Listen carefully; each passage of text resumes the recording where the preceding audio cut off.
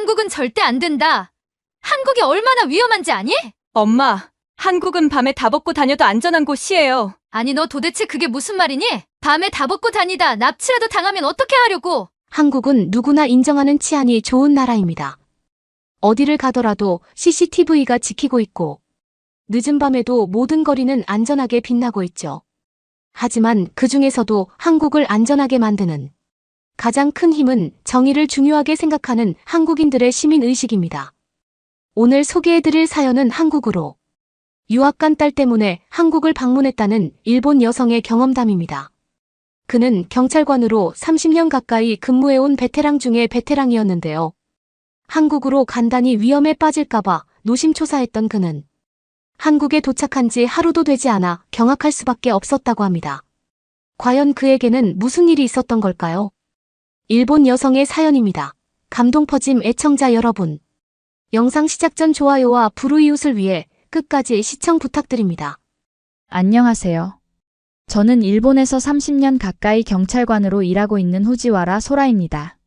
어린 시절부터 내 나라 일본에서 경찰관이 되는 게 꿈이었는데 그 이유는 제가 자랑스럽게 생각하는 아버지 때문이었습니다. 제가 태어나기 전부터 경찰관으로 일하셨던 아버지의 경찰복이 멋있게 보였고 어렸을 땐 자주 경찰서에 놀러도 갔어요. 그곳에서 아버지가 범인들을 잡아오는 모습들을 볼 때면 범죄를 막는 정의로움에 사로잡혀 아버지처럼 되고 싶은 꿈을 꾸게 했죠. 하지만 제가 경찰관이 되기도 전에 아버지는 업무 중 돌아가시고 말았습니다. 신고를 받고 출동했던 아버지가 범인을 따라 추격전을 펼치던 중 갑자기 날아오는 총알을 피하지 못하셨고 결국 범인도 잡지 못한 채 그렇게 억울한 죽임을 당하셨어요. 아버지가 쓰러졌던 곳은 마을에서 조금 떨어진 곳이었고 시간도 늦은 밤이었습니다. 주변에 집도 없고 사람도 없었는데 당시엔 CCTV 같은 것도 없어서 범인의 흔적을 찾을 수가 없었다더군요. 동료 경찰관이 막 도착했을 때 이미 아버지는 쓰러진 이후였고 범인도 멀리 도망간 후여서 별다른 조치를 하지도 못한 채 그렇게 아버지는 다시 볼 수 없는 곳으로 떠나셨습니다. 그렇게 아버지를 보내고 나니 안전에 더 집착하게 되었고 근무하면서도 동료와 함께 움직이는 협동심을 강조하게 되더군요. 경찰관이 되었어도 아버지의 일이 트라우마가 된 듯 일을 하는 건 생각보다 어려웠습니다. 특히 제가 근무했던 곳이 범죄와의 갈등으로 가득한 신주쿠라 더 어려웠을 수 있지만요. 저는 제 일을 잘해내고 싶었고 안전하게 마무리하고 싶었기에 항상 신경은 예민했습니다. 그렇지만 최선을 다하려고 노력했죠. 그런 저에게 하나의 걱정거리가 생겼습니다. 바로 하나밖에 없는 딸이 유학을 간다고 말했기 때문이에요. 유학이라는 건 다른 나라로 떠난다는 말인데 제 나라 일본에서도 제가 24시간 지켜준다고 해도 안전을 완전히 보장받는 건 어렵습니다. 그런데 제가 지켜줄 수 없는 다른 나라로 여행도 아닌 3년 이상 공부를 하러 간다는 걸 받아들이기 어렵더군요. 유학이라는 말 자체를 반대했는데 딸 나나코는 한국으로 갈 생각이기 때문에 제가 걱정하지 않아도 된다며 저를 이해하지 못한다는 투로 말했어요. 저는 한국이 아시아에 속한 나라라는 걸 알고 있었기에 더욱더 걱정이 앞섰습니다. 혹시 무슨 일이 생기더라도 비행기로 반나절이나 타고 가야 하는 먼 곳이라면 제가 달려가 도와줄 수 없단 생각에 덜컥 겁이 났죠. 그래서 나나코에게 외국은 너무 위험하다고 말리며 아빠의 입장에서 지켜주지 못해 불안하기에 일본 내 다른 대학에 진학하기를 원한다고 설득하기 시작했습니다. 하지만 나나코는 일본 내 다른 대학들은 크게 의미 없다며 완강하게 한국을 고집하더군요. 결국 전체 눈으로 한국이 어떤 나라인지 보고 결정하기로 마음먹었습니다. 오랜 시간 일본에서 경찰로 일을 하며 위험성이 있는 건 누구보다 잘 살펴볼 자신이 있었기에 일정 시간 한국에 같이 머물며 나나코가 지내면서 조심해야 할 사항들을 알려주기로 했죠. 나나코가 한국이 안전한 나라라고 말했기에 정말 나나코 말대로 그렇다면 조심해야 할 사항들을 알려준다고 생각한 거예요. 하지만 그렇지 않다면 나나코가 아무리 고집을 부린다고 하더라도 일본으로 다시 데려올 생각을 했습니다. 그건 아마 부모라면 다 똑같은 마음일 거라 생각해요.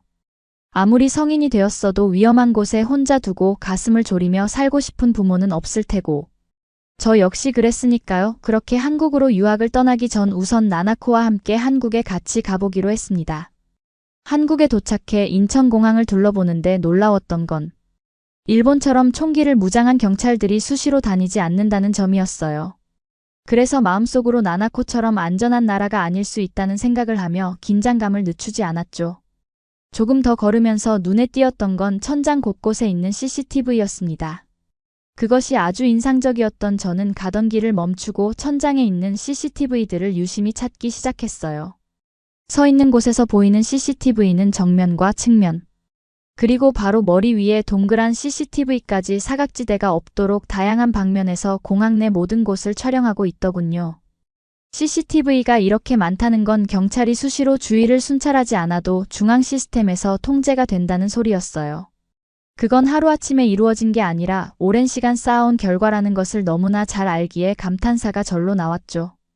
공항은 상당히 많은 사람이 오가는 곳으로, 많은 사람과 넓은 공간을 효율적으로 체크하려면 상당한 과학기술이 뒷받침되어야 한다는 걸 너무나 잘 알기 때문이었습니다. 그렇게 속으로 감탄하고 있는데 순찰하는 경찰관들이 눈에 들어왔고, CCTV로 사각 공간 없이 공항 내 모든 공간을 지켜보면서 경찰관까지 순찰한다는 게 너무 놀라웠죠.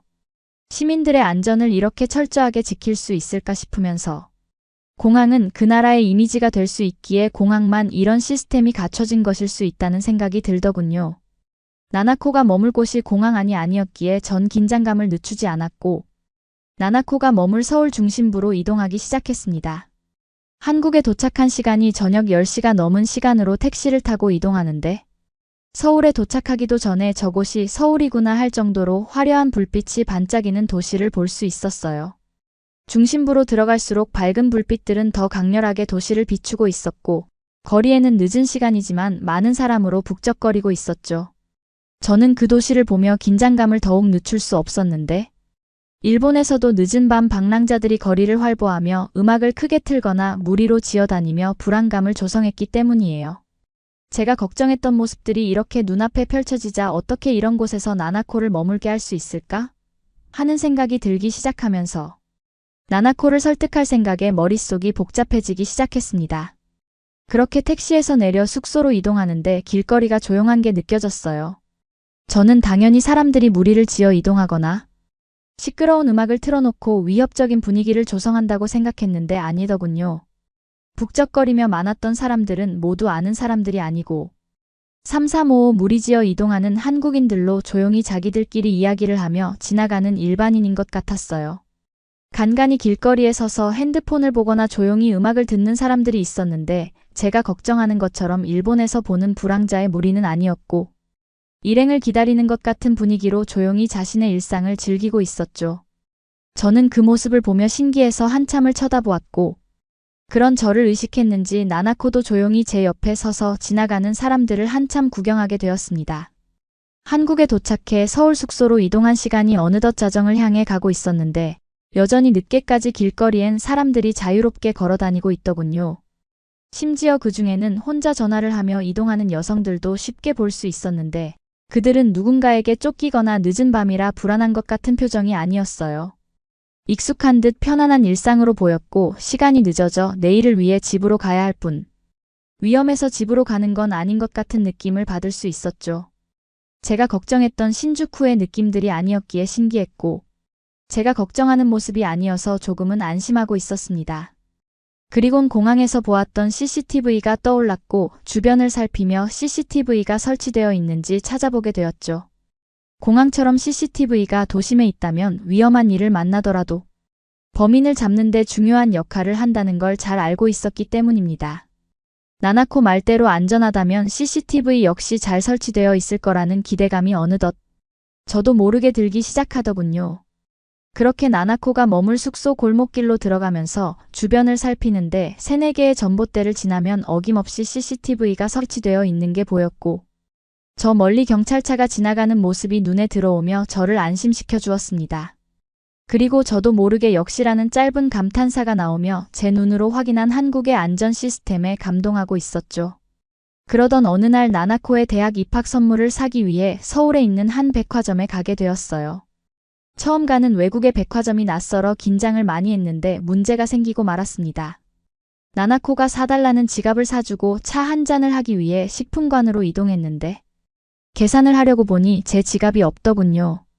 혹시 소매치기가 훔쳐간 것은 아닐지 의심이 되어 곳곳을 살펴보았지만 찢어진 곳은 없었고 누군가와 부딪히거나 가까이 왔던 적도 없었습니다. 이동하면서 제가 실수로 흘렸다는 걸 알 수 있었습니다. 하지만 그곳이 어디인지 짐작이 가지 않았고 혹시라도 지갑을 찾을 수 있지 않을까? 하는 기대감에 저는 가까운 파출소로 이동해 빠르게 신고하게 되었어요.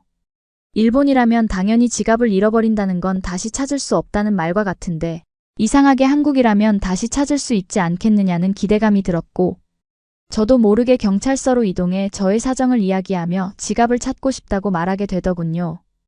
경찰은 알았다며 제가 백화점에서 이동한 경로를 물어보았고 저는 백화점에 들어와 마지막으로 지갑을 사고 커피숍으로 이동했던 경로를 알려주며 그 사이에 없어진 것 같다고 전했어요. 경찰은 저희 이야기를 유심히 듣더니 백화점 CCTV 통제실로 함께 갔고 이동 경로를 따라 CCTV를 다시 돌려보기 시작했는데 제 지갑은 제가 에스컬레이터를 타기 직전에 떨어졌던 걸 확인할 수 있었습니다. 평일 낮이라 사람들이 많이 없어서 제 뒤로 에스컬레이터를 타고 이동하는 사람이 없었고 한참이나 그 자리에 있다가 제 뒤에 오는 사람이 지갑을 줍는 게 CCTV에 고스란히 찍혔더군요. 저는 속으로 이제 범인을 잡으면 되는 건가 하는 생각이 들었습니다. 또 다른 한편으로는 CCTV가 있다는 걸 알면서도 지갑을 주워가다니 사람들 심리는 다 똑같구나 하는 생각도 들었습니다. 그런데 그 다음에 한국인이 하는 행동을 보고 감탄할 수밖에 없었는데 제 지갑을 주웠던 한국인은 에스컬레이터 옆 테이블 위에 지갑을 그대로 올려놓고 아무 일 없다는 듯 다시 에스컬레이터를 타고 사라졌죠. 제 지갑이 에스컬레이터 바로 앞에 떨어져 있었기 때문에 아마 그 자리에 계속 있었다면 사람들 발에 치여 에스컬레이터 사이에 끼게 되고 큰 사고로 이어질 수 있었어요. 그걸 알았던 한국인은 제 지갑을 안전한 곳으로 옮기면서 오히려 더 쉽게 볼 수 있는 곳에 둔 거죠. 그래서 경찰관과 함께 한국인이 올려둔 장소로 이동했는데 제 지갑은 그대로 있었습니다. 저는 감사하다는 말을 연신 내뱉을 수밖에 없었어요. 그리고 단순히 CCTV가 있어서 지갑을 찾은 게 아니라 다른 사람 물건에 관심을 보이지 않는 게 한국 사람들의 특성이라는 걸 나중에 알고 나선 더 감동하게 되더군요. 이런 나라 사람이라면 제가 다른 나라 경찰관이지만 무슨 일이 생기면 저 역시 도움을 주고 싶다는 마음이 아주 강렬하게 들었기 때문입니다. 한국에 머물며 상당히 좋은 느낌을 받고 있었는데 나나코가 한국에 먼저 온 고등학교 선배들과 연락이 닿았다는 말을 전하더군요. 나나코가 한국으로 유학 온다고 친구들에게 말했더니 연락이 끊겼던 선배 에바에게 연락이 왔다고 말이죠. 나나코가 한국에 왔다는 소식에 반가워 연락했고 자신도 한국에 있으니 한번 만나자고 이야기했대요. 그렇게 선배를 만나러 혼자 외출했던 나나코 때문에 늦은 밤 마중을 나가게 되었습니다. 숙소로 돌아오는 길이 두 갈래인데 어느 길 쪽에서 올지 몰라서 숙소 밖에서 기다릴 수밖에 없었어요. 배터리가 다 되었는지 나나코 전화는 꺼져 있었고 집으로 출발했다는 전화를 받은 지 1시간이 넘도록 나나코는 오지도 않고 연락도 되지 않았기에 제 걱정은 더 커질 수밖에 없었죠. 그렇게 10분 정도 더 흘렀을 무렵 골목길 뒤쪽에서 흥얼거리는 나나코 목소리를 들을 수 있었어요. 한국이라 영어로 노랫말을 흥얼거리며 오는 건 나나코밖에 없다는 생각이 들어 그쪽으로 걷기 시작했습니다. 그런데 골목길 모퉁이를 돌아 저를 본 나나코가 달려와 저를 안으며 한국이 너무 좋다고 말하더군요. 저는 늦으면 늦는다고 확실하게 연락을 주고 배터리는 왜 없었냐고 걱정했던 마음이 고스란히 쏟아져 나오기 시작했는데 나나코는 그런 저의 걱정과 다르게 상당히 평온한 얼굴로 숙소로 돌아오는 길에 대해 말하기 시작했습니다. 처음에 마을버스에서 내려 숙소로 오는 골목길이 어두워 조금 무서운 생각이 들었는데 곳곳에 전봇대가 아주 환하게 비추고 있으면서 비상벨이 설치된 걸 보았고 CCTV도 달린 걸 확인하고 나니 마음이 편해졌다더군요. 그래도 저에게 그동안 들은 말이 있어서 긴장감을 늦추지 못했는데 경찰관이 순찰하는 모습들을 보고 나니 걱정했던 마음이 풀어지면서 콧노래가 절로 나왔다고 말했죠. 제가 주에 깊게 살펴보았던 부분들을 직접 나나코도 느끼고 경험했다고 생각하니 한국을 걱정했던 게 얼마나 헛된 것인지 깨달을 수 있었습니다. 한국은 제가 생각하는 것 이상으로 치안 수준이 뛰어났고 과학기술과 경찰관들의 순찰 등 시민들의 안전을 지키기 위한 시스템이 체계적으로 잘 되어 있었어요. 그리고 나나코가 한국이 왜 좋다고 이야기하는지 한국에서 살고 싶다고 말하는지를 공감하게 되면서 오히려 경찰관인 아빠가 그런 환경을 만들어주지 못하고 있다는 게 미안하고 시민들에게 죄송할 따름이었습니다. 그리고 돌아가신 아버지가 생각나면서 내가 좋아하는 사람들은 물론 경찰관으로 일을 하는 저 역시도 안전하게 보호받으면서 일할 수 있는 한국의 선진 치안 시스템 구축에 대해 생각도 하게 되었죠. 결국 처음 걱정했던 것과 다르게 한국에 직접 방문한 건 정말 신의 한 수였어요. 나나코가 머무는데 좋은 환경이라는 걸 알게 된 것도 있지만 저에게도 정말 안전한 선진 치안 시스템에 대해 다시 생각해 볼 기회가 되었기 때문입니다. 여러분은 이번 사연을 통해 어떤 것을 느끼셨나요? 딸을 지키기 위해 경찰의 시선으로 한국을 여행했던 일본 여성의 사연이었습니다. 딸을 외국으로 유학 보내는 일은 모든 부모들에게 아주 힘든 결정일 것입니다. 딸이 다른 나라에서 공부하고 성장하는 것은 아주 자랑스럽고 기쁜 일이지만 걱정과 불안한 마음을 초래할 수도 있는데요. 그 중에서도 가장 첫 번째로 중요한 것은 바로 안전에 관한 문제일 것입니다. 하지만 한국으로 자녀를 보내는 부모님이 있다면 이 안전 문제에 대해서는 안심해도 된다고 이야기하고 싶은데요. 세계 어느 곳을 가더라도 한국보다 안전한 나라는 찾을 수 없을 것입니다. 또한 교육 시스템이 잘 발달되어 많은 인재들이 한국으로 들어오고 있는데요. 앞으로도 모든 부모가 안심하고 보낼 수 있는 안전한 나라로 남아줬으면 좋겠네요. 구독과 좋아요 부탁드리며 사연자분께 전해드릴 댓글도 남겨주시면 전달해드리겠습니다. 그러면 더욱 감동적인 다음 사연으로 넘어가겠습니다. 한국 사람이죠? 그럼 사진 찍어주세요. 평범한 한국인 여성들이 이탈리아 시내를 걷다가 아주 놀라운 경험을 했다고 합니다. 현지 소녀들이 우르르 다가와 그녀들에게 사진을 찍어달라는 요청이 들어왔고 엉겁결에 한 명을 찍어주자곧 사진을 찍자는 요청이 쇄도하기 시작했다는 건데요. 심지어 그들은 뭐 유명인이나 유튜버, 틱토커도 아닌 그저 평범한 여행객들이라고 합니다. 여기에 어느 가게를 가던 한국인이냐고 묻고 그렇다고 하자 태도가 완전히 달라졌다고 하네요. 이들은 왜 그렇게 한국인인지 아닌지 중요하게 따지는 걸까요? 오늘의 이야기는 현재 실제로 이탈리아에서 발생하고 있는 현상을 면밀하고 생생하게 담은 사연입니다. 현재 그곳에서는 어떤 일들이 벌어지고 있는지 함께 알아보도록 하겠습니다. 그럼 오늘의 사연 시작하겠습니다. 안녕하세요. 이탈리아에서 태어났고 저는 그란데라고 해요. 올해 20살이 됐고 아직 입고 꾸미는 것처럼 예뻐지는 게 저의 가장 큰 관심사가 아닐까 싶어요. 오늘 여러분들에게 전하고 싶은 사건은 제가 직접 겪은 이야기인데요. 우리 가족은 오랫동안 살던 지역인 로마를 떠나서 이탈리아 동부의 시내 쪽으로 이사를 가게 됐어요. 보통 오래 살았던 곳에서 이사를 간다고 하면 보통의 제 또래 사람들은 떠나기 싫어하거든요. 하지만 사실 저는 무척이나 기쁜 일이었어요. 그곳은 제가 꼭 가보고 싶던 곳이기도 했거든요. 근데 이사 갈 때까지만 해도 전혀 예상하지 못했죠. 곧 저에게 평생 지우고 싶은 트라우마 같은 사건을 겪게 될 거라곤 말이죠. 제가 오랜 시간 살았던 로마라는 곳은 이탈리아에서도 북서부 위치에 자리를 잡고 있습니다. 그 지역은 역사적 문화적으로 중요한 곳이라 불려요. 특히 고대 도시의 유적지로 유명해서 관광객들이나 역사학자들이 방문해요. 로마는 유럽이랑 아시아를 연결하는 딱 그 지역에 위치하고 있었기 때문에 역사적으로 많은 전투나 교역이 이루어진 곳이거든요. 그래서 문화와 볼 것도 많고 역사적으로 상당히 높은 가치를 가진 곳입니다. 또 프랑스나 스위스 같은 주변 지역으로 여행이 용이해서 이탈리아 여행을 올 때 로마를 꼭 함께 오시는 분들이 많은 것 같아요. 게다가 아름다운 자연경관까지 볼 수 있는 덤이 있기 때문에 여러 가지 이유들로 로마는 항상 새로운 사람들로 붐볐죠. 그렇기에 저의 고향인 로마는 연중 항상 다양한 사람들로 붐볐는데요. 특히 봄과 가을에 열리는 트로이와 갈리폴리 관련 행사들 때문에 사람이 가장 많고 여름철이면 해변과 자연을 즐기려는 관광객들로 붐깁니다. 정확한 연간 방문객 수는 모르겠지만 아무튼 엄청나게 많은 건 확실해요. 로마는 이탈리아에서 중요한 관광도시 중 하나로 항상 꼽히거든요. 저의 어린 시절을 떠올리라고 하면 관광을 마치고 하루의 일과에 맛있는 해산물 요리를 먹기 위해 거리를 구경하는 다양한 인종의 관광객들로 붐비는 도로 호객 행위를 하는 상점 종업원들의 목소리 바다 내음이 가득한 각종 해산물 요리 냄새. 이 모든 게 저의 유년 시절을 떠올리게 하는 것들이라 할 수 있을 것 같아요. 우리 집은 해산물을 노점에서 파는 일을 했어요. 로마 지역은 다양한 해산물이 풍부하기로 유명하거든요. 신선한 생선이나 조개류, 오징어 등을 이용한 다양한 지중해 스타일 요리를 맛볼 수도 있어요.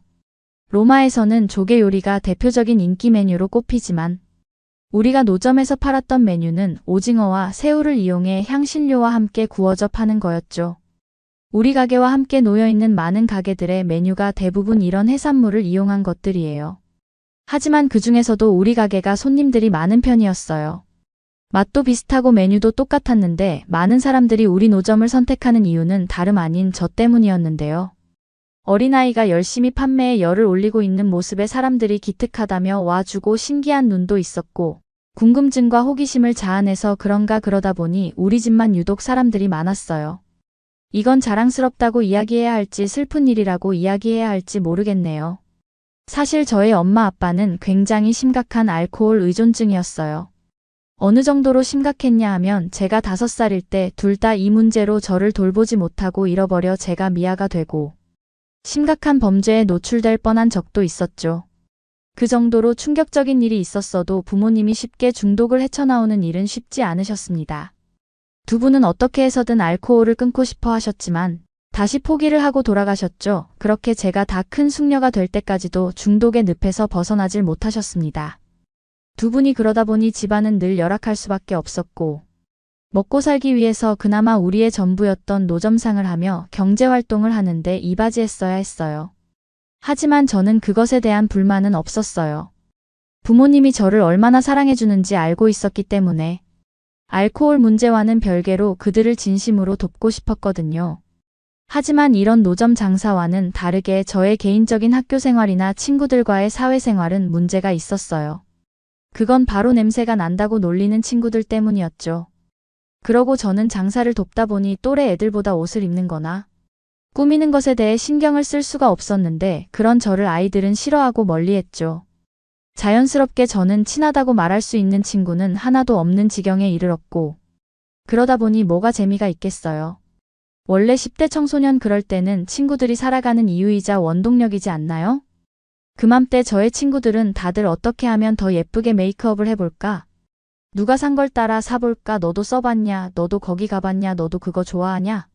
등 이런 공감대가 가장 중요하다고 할 수 있는 시기거든요. 그런데 저는 그런 거에 하나도 해당하지 않고 학교를 갔다간 얼른 집에 가서 엄마 아빠가 하시는 해산물 손질을 도와야 했으니 당연히 친구들이 하는 말이 무슨 말인지 도통 알아들을 수 없더라고요. 그런데 저를 더 참기 힘들게 한 게 있었는데요. 날이 갈수록 힘이 들어지고 예민해질 때마다 부모님은 다툼이 심해졌고 결코 서로에게서는 안 될 선을 넘는 말들도 서슴없이 하게 됐죠. 그럴 때 다시 열심히 끊고 있던 술을 다시 마시게 됐고 그러면 더 돌변하고 충동 조절과 억제를 못한 엄마 아빠는 더 심하게 다투게 되었는데요. 그게 상당한 공포로 다가왔어요. 그걸 모두 다 듣고 있는 저로서는 괴로울 수밖에 없었지만 딱히 방법도 없었죠. 어린 제가 할 수 있는 거라곤 그냥 들리지 않는 척하며 묵묵하게 있는 방법뿐이었으니까요. 이런 두 분은 결국에 갈라서시게 됐고 서로의 삶을 응원하는 친구로 남기로 하셨습니다. 저와 아빠는 당연히 연락도 만남도 자유롭게 하지만 양육권은 조금 더 알코올 의존도가 심하지 않은 엄마에게로 갔고 아빠는 노점 운영권을 그대로 소유하게 되셨죠. 단 일한 돈에서 따박따박 양육비 명목으로 매달 엄마에게 지급해 주시기로 했어요. 엄마는 저를 지키기 위해 이젠 무조건 술을 끊기로 결심을 하게 되셨다고 했죠. 하지만 혼자서 하게 되면 각종 유혹에 넘어가는 일이 너무 많아 엄마의 언니인 라리사 이모네 집에서 함께 지내면서 엄마는 알코올을 끊어내고 저는 도시에서 새로운 삶을 살아가기로 했죠. 마침 이모부는 해외 파견 근무를 길게 간 중이라 마침 집도 비어있는 상황이라 함께 살기에 완벽한 조합이었습니다.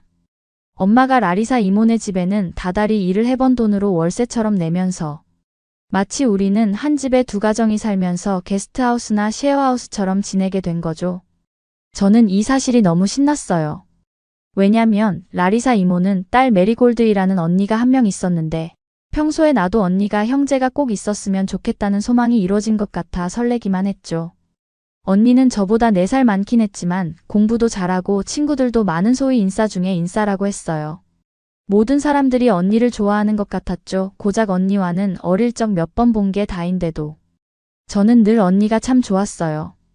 그렇게 멋지게 느껴질 수가 없었거든요. 언니가 하는 건 다 좋아 보이고 모든 걸 따라하고 싶은 언니는 저에게 있어서 그런 사람이었어요. 그렇게 이문에서 지내게 된 날들이 시작되었습니다. 너무 기대하면 상처를 받을 수도 있다고 엄마가 언니네 오기 전에 그렇게 경고를 했었는데 엄마의 우려와는 정반대로 메리골드 언니와 저는 정말 금방 가까워졌어요. 이건 모두 언니의 리더십 넘치는 성격 덕분이지만요. 갑자기 언니의 삶에 등장해버린 나나 우리 가족이 거추장스럽고 싫을 수도 있을 텐데 언니는 전혀 그런 내색 하나 없이 제가 혹여나 조금이라도 불편할까 모든 면에서 항상 배려해주고 저보다 오히려 저에게 더 필요할 만한 것들을 미리 생각하고 준비해주는 그런 사려 깊은 사람이었죠. 사람들이 왜 그렇게 메리의 언니를 좋아할 수밖에 없는지 언니와 사는 날들 동안 알게 되었어요. 언니의 리더십과 사랑스러운 성격이 부럽게만 느껴졌어요.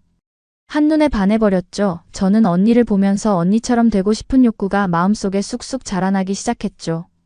왜냐하면 언니는 일주일 중에 약속이 없는 날이 단 하루도 없어 보일 만큼 친구들이 넘쳐났고 언니 휴대폰을 보면 언니를 보고 싶다는 연락이 수시로 오곤 했죠. 제가 한 번도 겪어보지 못한 부분이라 신기하기도 부럽기도 했어요. 아니 부러운 마음이 가장 많았던 것 같아요. 그렇게 저는 언니의 일거수일투족을 다 따라하기 시작했던 것 같아요. 언니가 하는 말투부터 웃을 때 하는 행동 습관까지 최대한 언니처럼 비슷하게 하고 싶었죠. 언니는 저에게 겉으로만 그렇게 따라한다고 되는 게 아니라 무언가 배우고 내면이나 능력도 채우지 않으면 아무런 소용이 없다는 이야기를 하더라고요. 20살이 될 때까지 단 한 번도 그런 생각을 해본 적이 없거든요. 그런데 언니의 깊은 조언 덕분에 저는 저를 다시 돌아보게 되었고 정말 노점 일을 하는 것 외로는 제가 이야기할 만한 게 아무것도 없다는 사실을 깨닫고는 절망하고 말았어요. 그러자 언니는 이제라도 채우면 되기 때문에 걱정하지 말라고 했고 가장 해보고 싶은 게 뭔지 우선 곰곰이 생각을 해보고 이야기를 하자고 했죠. 그런데 하루 종일 생각해봐도 도대체 제가 뭘 하고 싶은지 모르겠더라고요. 그래서 언니에게 전혀 모르겠다고 했더니 조언을 주길 그럼 제가 재미있다고 느꼈거나 좋아하는 것들에 대해 써보는 게 어떠냐고 제안했고 저는 언니의 조언대로 좋아하는 것들에 대해 나열해보기 시작했어요. 제가 작성한 메모를 다 쓰고 나서 보니 한국이라는 결론이 나오더군요. 저의 가장 큰 로망에 가까운 것들은 거의 다 한국에 있었거든요. 특히 한국 사람들처럼 생기고 입고 싶고 꾸미고 싶은 욕망이 컸어요. SNS에서 보더라도 한국인들은 다른 나라 사람들과 아예 다른 외모를 가지고 있거든요. 그들은 정말 빛이 나요? 과하지 않은 메이크업과 투명한 피부.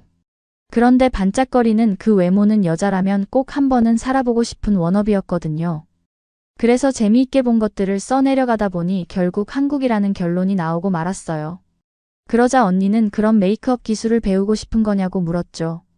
저는 그건 아니라고 말했고 그럼 우선 한국어를 배우기 시작해보라고 하더라고요. 제가 한국에 관련해서 뭘 하고 싶은 거든 한국어는 반드시 필요할 테니 배워두는 게 무엇보다 중요할 거라면서 말이죠.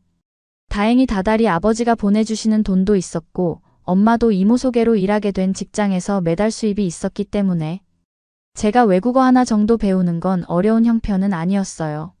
앞서 말씀드렸다시피 우리 가족의 문제는 돈이 아니라 알코올 문제와 부모님 간의 사이였거든요.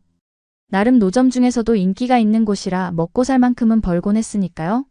엄마에게 한국어가 배우고 싶다고 하니 엄마는 놀래서 아빠에게 전화를 거셨고 집은 거의 경사와 같은 반응에 가까웠어요. 왜냐면 제가 무언가를 하고 싶다고 말한 게 처음이었거든요. 아마 아주 어릴 적 이후로는 뭘 하고 싶다고 말한 게 거의 처음이었던 것 같아요. 그래서 우리 가족들은 모두 제가 하고 싶은 걸 지지해주기 시작했어요. 그렇게 저는 시내로 한국어를 배우기 위한 학원을 찾아 나서게 되었습니다. 그런데 여기서부터 문제가 생기기 시작했어요. 왜냐면 듣고 싶은 시간대와 학원 수강이 모두 다 마감이 돼서 들을 길이 없었기 때문이에요. 우리나라에서는 한국어를 배울 수 있는 방법이 다른 나라보다 아마 상당히 많은 편일 것 같아요. 사실 다른 나라들이 어떤지는 잘 모르겠지만 우리에겐 제2외 국어만큼 한국어를 배우는 것이 친숙한 편이니까요. 아마 한국에서는 영어가 그럴 테죠. 저도 제2외 국어로 한국어를 택했는데 이미 우리나라에서는 고등학교에서는 한국어가 제2외 국어로 공식 채택되었어요. 그런데 얼마 전에는 한국어 교재라는 게 완성되었는데 이건 우리나라 학생들만을 위한 공식 한국어 교재가 이번에 한국과 함께 개발된 사례라고 들었어요. 그동안 이탈리아에 한국어 교재가 없었던 것은 아니지만 모두 개인이나 개별 기구 차원에서 작성한 것이어서 이렇게 두 나라에서 심혈을 기울여 처음부터 끝까지 신경 써 만들어진 교재와는 차원이 다르죠. 아무래도 계속해서 한국어를 배우게 하는 노력이 나라 차원에서도 이루어지고 있기 때문에 앞으로 한국에 대한 인지도가 지금보다 더 올라가겠죠. 제가 한국어를 배우길 잘했다는 생각이 들었어요. 그러면 뭘 해도 먹고 살긴 하겠더라고요. 한국어를 배우고 싶어 하는 수요는 계속되고 있었으니까요. 한국어가 이렇게 많이 보급되는 이유는 사람들이 한국 기업으로 많이 진출을 하고 싶어 하고 또 K-팝 같은 한류 문화가 확산되면서 한국어에 대한 관심이 날이 갈수록 높아지고 있는 게 아닐까 싶어요. 저는 그냥 맹목적으로 한국이 좋아서 시작하게 됐지만 사실은 결국 한국과 관련된 어떤 곳에서 일을 하고 싶어 한국어를 시작하게 된 게 아닐까 싶네요. 그렇기 때문에 우리나라의 각 도시에는 한국어를 가르치는 언어 학교나 기관이 있을 정도로 상당히 많은 편이에요. 그래도 그 수업들이 모두 풀수강일 만큼 인기가 높아요. 그렇기 때문에 인터넷을 통해 한국어를 배우는 웹사이트를 이용하는 사람들도 많은데요. 시간적으로 여유롭지 않은 사람들에게 제약을 없애주고 집에서 배울 수 있게 해주니까 좋긴 한 것 같아요. 저도 이 서비스부터 해볼까 하다가 이왕 배우는 거 제대로 배우고 싶어서 오프라인으로 배우길 택한 건데요. 그 방법을 할 수 없게 되니 막막하더라고요. 그렇게 몇 일을 한국어를 배우는 것에 대해 알아보러 다녔지만 결과는 거의 비슷했어요. 가끔 한국 문화를 소개하고 한국어 강좌를 배울 수 있게 해주는 다양한 서비스들이 나라에서 열리는데 워낙 경쟁률이 치열해서 제가 들어갈 수 없다고 하더라고요. 그리고 유명한 대학교들에서도 한국어 강좌를 들을 수 있게 일반 사람들에게 열리는 게 있었는데 지금 이모 집에서 다니는 시간을 계산해보니 대중교통편이 그리 좋지 않아 부담스러운 상황이라 아무래도 그 방법마저 포기해야 할 것 같았어요. 이와 같은 다양한 이유 때문에 무조건 학원을 다니는 방법만이 제일 좋은 경우라고 생각했는데요. 직접 배워야만 실력 향상은 물론 문화적인 이해도도 함께 넓힐 수 있는 좋은 기회가 될 것 같았거든요. 하지만 제가 생각했던 것보다 한국어의 인기는 정말 너무 높았죠. 우리나라에서는 한국어로 취업을 하고 싶어 배우는 사람들도 상당히 많거든요. 약 100만 명에 달하는 이탈리아 사람들이 대한민국에서 일을 하니까 정말 많은 거죠. 이건 아마 매해 더 늘어날 것 같아요. 저뿐 아니라 많은 이탈리아 사람들이 한국을 동경하거든요. 한국에 대한 애정과 인기가 어느 정도냐 하면요. K-팝이나 K-드라마가 굉장히 인기를 쓸면서 K-팝을 배울 수 있는 댄스 학원도 많아졌고 인스타그램에서는 댄스 커버 영상을 올리기 위해 길거리에서 연습하는 사람들도 심심치 않게 볼 수 있어요. 지나다니는 한국인 인기는 상상을 초월하는데요. 길만 걸어도 한국 사람이죠. 그럼 사진 찍어주세요. 라는 요청이 쇄도할 정도예요. 한국인 여성이 나타났다 하면 한국인 여성을 보기 위해 현지 소녀들이 와르르 몰려가기도 하니까요. 밀라노 시내만 나가봐도 거리에 한국인이 걷고 있으면 여자, 남자 모두 한국인이라는 걸 눈치채고 수줍게 함께 사진을 찍자는 요청을 하기도 해요. 이런 건 이탈리아에서는 흔히 볼 수 있는 일인데요. 젊은 사람들이 한국 노래나 드라마에 관심이 많아지면서 한국인에 대한 큰 호감도가 생겨서 벌어진 일입니다. 한국 사람들은 일본인이나 중국인들과 확실히 다르거든요. 한국 콘텐츠를 많이 봐서 그런지 다양한 아시아인들 사이에 있어도 단박에 한국 사람은 구별하고 확신할 수 있어요. 유럽 사람들도 많이 찾지만 이탈리아인들에게는 유럽 사람과 사진을 찍자는 이야기를 하는 경우는 없어요. 오직 한국인들에게만 이런 이유는 아마 K 콘텐츠들의 힘 때문일 거예요. 특히 젊은 여자들이 한국 가수와 드라마를 좋아해서 한국 문화센터를 방문해 한국 가수의 춤을 배우는 이들도 많죠. 지난해에는 한국에서 열린 댄스 경연 대회에 참여를 목표로 준비하는 이들도 생겨나고 있어요. 그만큼 한국의 모든 콘텐츠들에 상당히 열정적이에요. 한국에 대한 이런 동경심은 지난해 있었던 대지진 이후 기하급수적으로 늘어난 것 같아요. 그때 강진은 8규모였고 무려 3만 명이나 목숨을 앗아 가버렸어요. 그 무서운 자연재해는 많은 사람들의 삶을 송두리째 무너뜨렸는데요.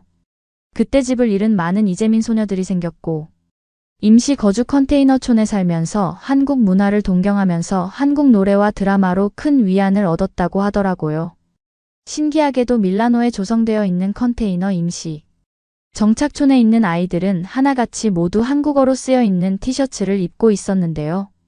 그 아이들이 입은 티셔츠에는 한국어로 쓰인 내용이 있었는데 저는 그 티셔츠에 쓰여 있는 말이 무슨 뜻일지 항상 늘 궁금했어요. 나중에 한국어를 배우고 나서야 알았죠. 그 티셔츠에 쓰인 내용은 바로 긍정을 퍼뜨려봐라는 내용이었다고 하더라고요. 희망을 잃었다고 생각한 어린아이들에게 한글 티셔츠 속 메시지처럼 긍정의 힘을 믿게 해준 건 한국에서 아이들을 위해 보내준 티셔츠였다고 했어요. 그러면서 한국에 대한 동경심이 더 많아진 듯 보였죠. 아무튼 학원을 계속해서 알아보러 갔다가 그날도 집에 돌아오는 길이었는데 한국인처럼 보이는 한 여성이 있었어요. 그 여성은 저에게 다가와 너도 사진 찍어줄까? 라고 했죠. 갑자기 다가온 그녀의 적잖이 당황스럽긴 했지만 평소 사람들에게 말을 잘 못 거는 제 성격과 완벽히 반대되는 그녀의 성격이 마음에 들었어요.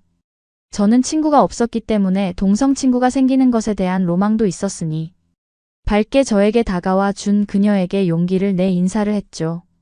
본인의 이름은 현지라고 했어요. 좀 특이하다 싶었죠. 한국 스타 중에서는 그런 이름은 없는 것 같았거든요.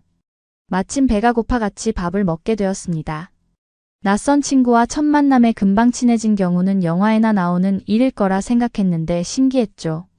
현지는 재미있고 거침없는 성격이었어요. 저에게 다짜고짜 나이와 무슨 일로 여길 왔는지 묻더라고요.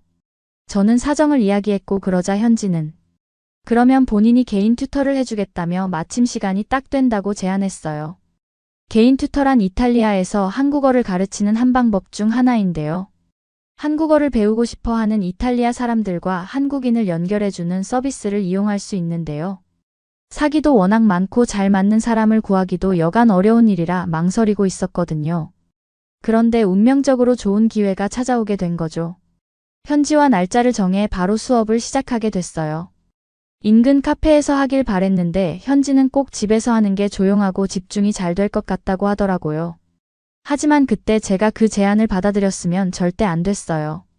다시 돌아가게 되면 그때 선택을 되돌리고 싶네요. 수업이 시작되고 나서 저는 인터넷으로 수강을 하는 것과 동시에 한국어를 공부하게 되었는데요.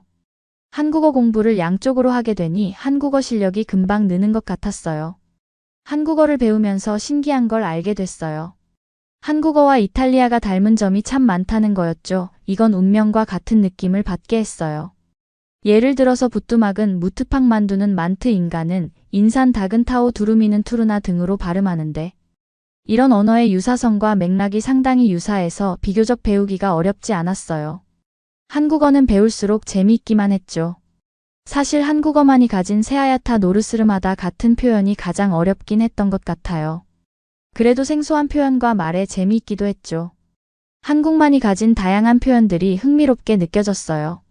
우리 가족은 나날이 한국어가 느는 저를 보며 튜터를 잘 만난 것 같다고 했지만 사실 제 상황은 그와 좀 달랐어요. 제가 생각하기엔 현지가 알려주는 수업은 좀 이상했거든요. 처음에야 그녀가 저보다 한국어를 잘했으니 당연히 그녀가 하는 대로 했지만 나중에는 제가 공부한 게 더 많아지다 보니 그녀가 알려주는 한국어가 어딘가 좀 이상하다는 생각이 들기 시작했거든요. 의아함이 있었지만 그래도 우린 스승과 제자 관계이기도 했지만 좋은 친구 사이라 생각했기 때문에 우린 한국에 관련한 각종 행사를 가게 됐어요. 저는 최대한 많은 한국 관련 행사에 참석하고 싶어서 적극적으로 찾아갔죠. 그래야 더 빨리 한국의 문화를 이해하고 습득하는 데 도움이 될 거라고 판단했거든요. 그날은 한국과 이탈리아가 합동으로 진행하는 미술 수업이었어요. 글짓기 대회도 열렸죠. 저는 글짓기 대회가 재밌을 것 같아서 현지에게 함께 나가보자고 하니까 현지는 이상하리만큼 당황하더니 한국인이 참여하는 건 안 된다며 버럭 짜증을 내는 거예요. 저는 민망해서 알겠다고 그럼 하지 말자고 했죠. 뭐 그렇게까지 짜증을 낼 필요가 있나 싶을 정도로 예민하게 발끈하는 현지는 빨리 집에 가고 싶어 하더라고요. 전 조금 이상하긴 했어요. 한국인이라면 한국의 문화를 볼 수 있는 이런 행사가 반가울 것도 같은데 제가 여태껏 한국 관련 행사를 가자고 하면 절대로 안 가더라고요. 그런데 제가 이상하다고 하니 그제야 함께 오게 된 거죠. 그런데 한국인들과 교류하고 대화할 기회가 생기고 저는 현지를 그들에게 소개하게 되면 현지는 갑자기 전화를 받고 온다 늦거나 배가 아프다며 계속해서 자리를 피하더군요.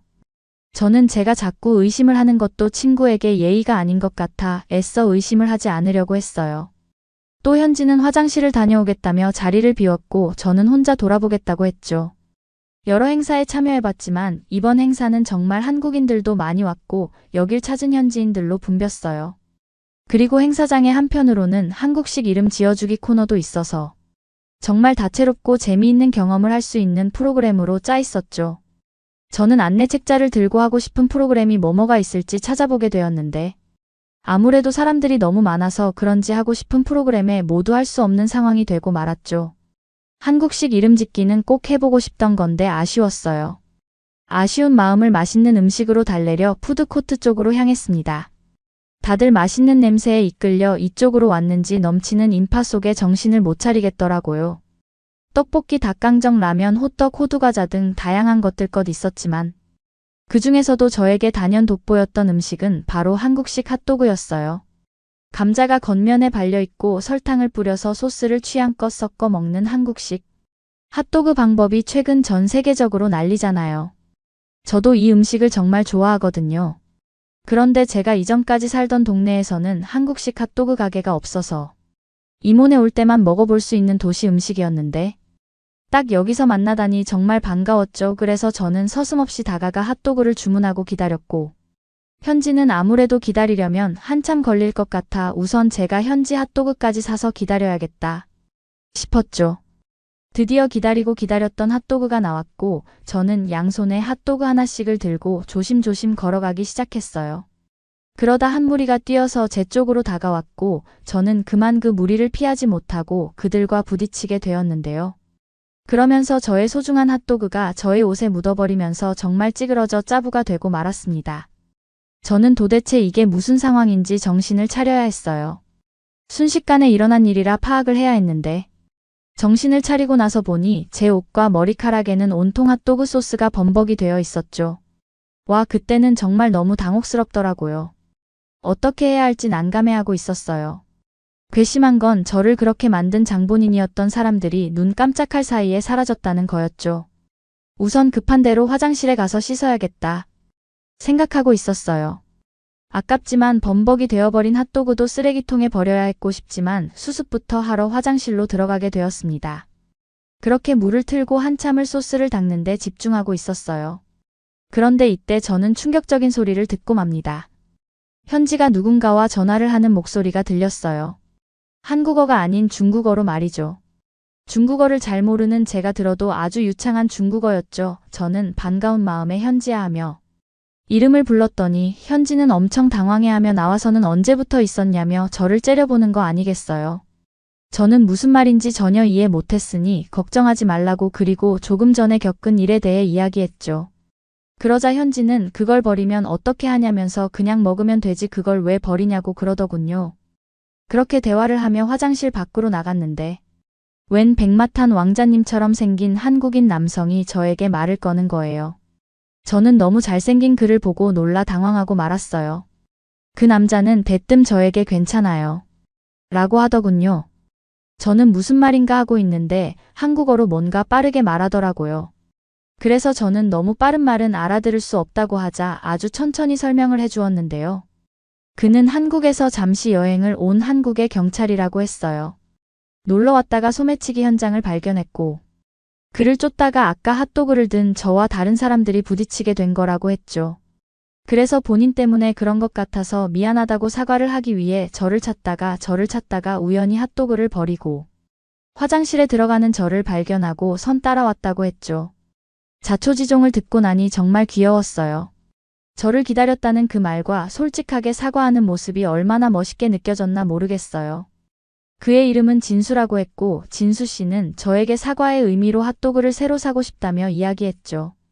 저와 현지 진수 씨는 함께 핫도그를 먹기 위해 핫도그 트럭 앞으로 가게 됐습니다. 그렇게 우리 셋은 대화를 하며 즐거운 시간을 보내면서 핫도그를 먹었죠. 그날 그냥 집에 가려는데 진수 씨가 저에게 번호를 물어봤어요. 사실 제가 너무나 묻고 싶었던 거라 정말 반가운 말이어서 저는 바로 번호를 줬고 그렇게 현지와 돌아가게 되었습니다. 그렇게 현지와 집에 가는 길에 현지는 저에게 무슨 여자가 쉽게 번호를 그런 식으로 주고 다니냐고 그렇게 행동하면 쉬운 여자로 보일 수 있어서. 한국 남자들은 아주 막 대할 거라면서 절대로 연락을 받아주지도 말고 혹시나 만나자는 연락도 절대 먼저 하지 말라며 한국 남자는 처음에만 잘해주고 두 얼굴로 변해버린다는 소리를 하는 거예요. 솔직하게 저는 진수 씨가 너무 마음에 들었거든요. 그래서 그 말을 믿고 싶지 않았지만 또 실망하고 싶지도 않았어요. 그래서 현지의 말을 듣기로 했죠. 그렇게 시간이 흐르고 해도 이상한 일들이 자꾸만 계속됐어요. 분명히 그곳에 두었던 것 같은데 다시 그곳을 가보면 물건들이 사라지는 것 같았으니까요. 그러던 어느 날, 평소와 같이 수업을 하던 날이었는데 사례가 걸려 물을 마시러 나갔다가 그만 현지가 집안에서 생활용품들을 훔치고 있는 걸 발견하고 말았습니다. 값비싼 거면 몰라도 일회용품 같은 것들을 훔치고 있더군요. 정말 황당했어요. 너 도대체 지금 뭐라는 거야? 라는 제 말에 갑자기 대뜸 욕을 하기 시작했어요. 이제 더는 의심이 아니라 진실임을 봐버렸기 때문에 더는 현지와 수업을 하는 건 아닐 것 같다는 생각이 들었습니다. 그렇게 현지와 연락을 끊었고 몇 주 정도가 흘렀을 거예요.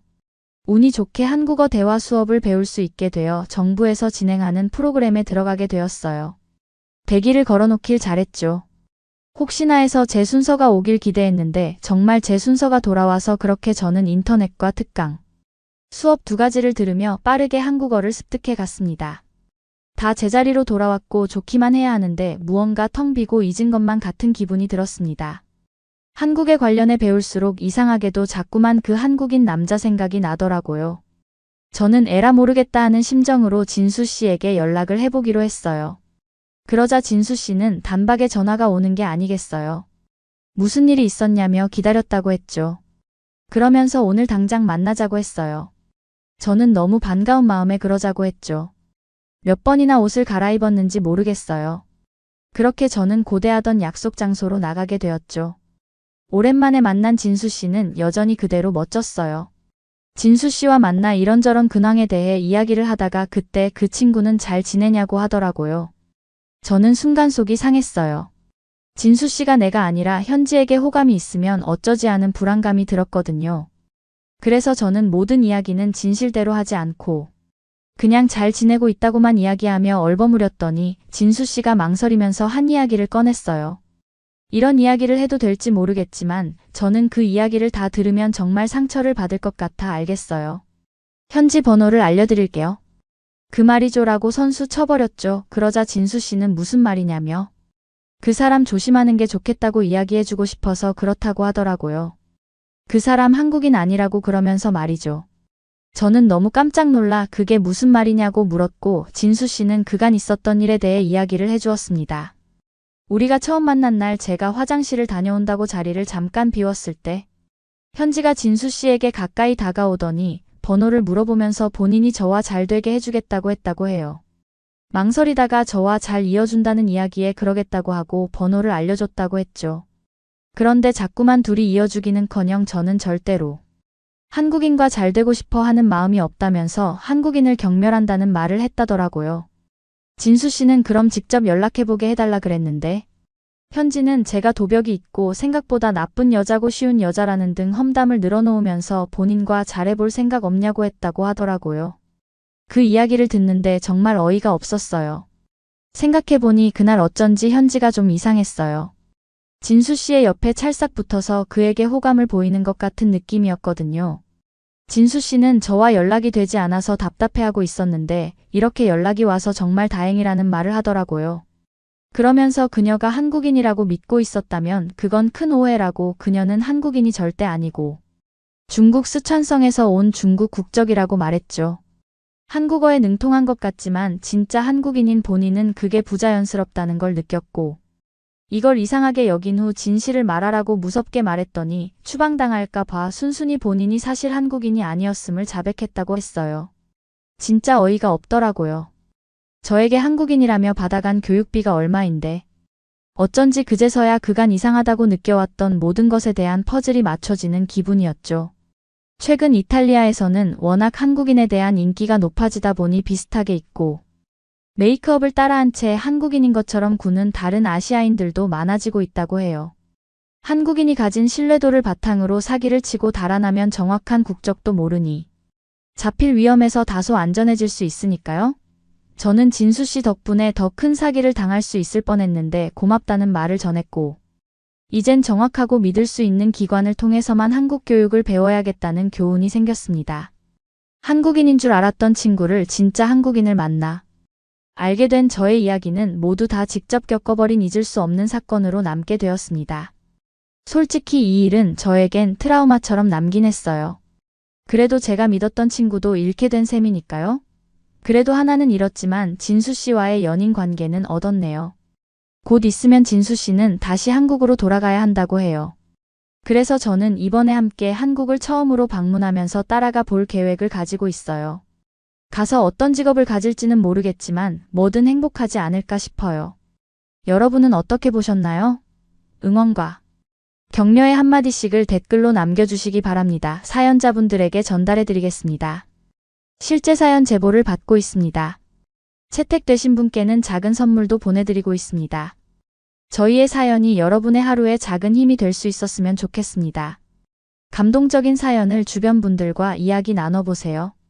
더욱더 좋은 영상으로 다시 찾아뵙겠습니다.